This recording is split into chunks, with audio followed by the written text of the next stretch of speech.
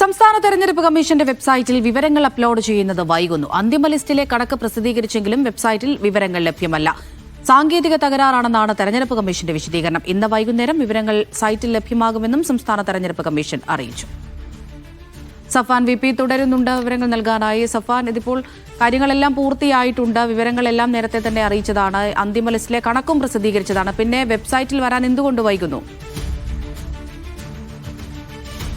അവരുടെ അന്തിമ ലിസ്റ്റിലെ കണക്ക് സംസ്ഥാന തെരഞ്ഞെടുപ്പ് കമ്മീഷൻ പ്രസിദ്ധീകരിക്കുമെന്ന് അറിയിച്ചിരുന്നത് കഴിഞ്ഞ വെള്ളിയാഴ്ചയാണ്. എന്നാൽ 2 ദിവസം വൈകിയാണ്.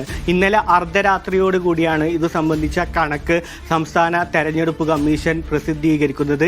2.8486 കോടി വോട്ടർമാരാണ് നിലവിൽ അന്തിമ പട്ടികയിലുള്ളത്. എന്നാൽ ഈ പട്ടിക സാധാരണക്കാരുടെ ആളുകൾക്കും രാഷ്ട്രീയ പാർട്ടി പ്രവർത്തകർക്കും പരിശോധിക്കാനുള്ള നിലവിൽ വെബ്സൈറ്റിൽ പരിശോധിക്കാനുള്ള സൗകര്യം ഇപ്പോഴും തയ്യാറായിട്ടില്ല. ഈ വിവരങ്ങൾ അപ്ലോഡ് ചെയ്യുന്നതിനുള്ള കാലതാമസം എന്നാണ് തെരഞ്ഞെടുപ്പ് കമ്മീഷൻ ഇതിൻ്റെ ഒരു വിശദീകരണമായി നൽകുന്നത്.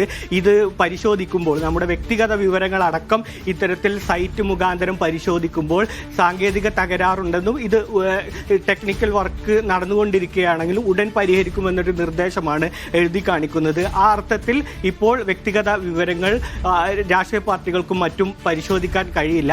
അതിനപ്പുറത്തേക്ക് ഇപ്പോൾ പുറത്തിറക്കിയ അന്തിമ പട്ടികയുടെ സപ്ലിമെന്ററി ലിസ്റ്റ് ഇന്ന് തന്നെ രാഷ്ട്രീയ പാർട്ടികൾക്ക് നൽകുമെന്ന് പഞ്ചായത്ത് അല്ലെങ്കിൽ അതേ തദ്ദേശ സ്ഥാപനങ്ങൾ വഴി ഇന്ന് തന്നെ അംഗീകൃത രാഷ്ട്രീയ പാർട്ടികൾക്ക് ഇത് നൽകുമെന്ന് തെരഞ്ഞെടുപ്പ് കമ്മീഷൻ അറിയിച്ചിട്ടുണ്ട്.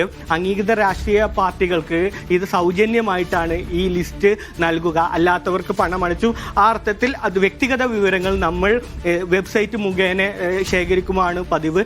ഈ സ്ഥാനാർത്ഥികളെ സംബന്ധിച്ചിടത്തോളം അല്ലെങ്കിൽ ഈ രാഷ്ട്രീയ പാർട്ടികളെ സംബന്ധിച്ചിടത്തോളം അവരുടെ പ്രചാരണങ്ങൾക്ക് സ്ഥാനാർത്ഥി നിർണയത്തിൽ തന്നെ ഈ വോട്ടർ പട്ടികയിൽ പേരുണ്ടോ അല്ലെങ്കിൽ അവർ അതുമായി ബന്ധപ്പെട്ടുള്ള വിവരങ്ങൾ ശേഖരിക്കേണ്ടതുണ്ട്. ഇന്നലെ തിരുവനന്തപുരം കോർപ്പറേഷനിൽ UDF സ്ഥാനാർത്ഥിയായ കോൺഗ്രസ് സ്ഥാനാർത്ഥിയായ വൈഷ്ണവിയുടെ ഈ വിവരങ്ങളുമായി ബന്ധപ്പെട്ടൊക്കെ ഇത്തരത്തിലുള്ള സാങ്കേതികങ്ങൾ കുടുങ്ങി നിൽക്കുന്നുണ്ട്. ആ അർത്ഥത്തിലുള്ള സ്ഥാനാർത്ഥി നിർണയത്തെ തന്നെ ബാധിക്കുന്ന തരത്തിൽ ഈ ലിസ്റ്റ് വെബ്സൈറ്റിൽ അപ്ലോഡ് ചെയ്യുന്നതിൽ കാലതാമസം നേരിടുകയാണ്.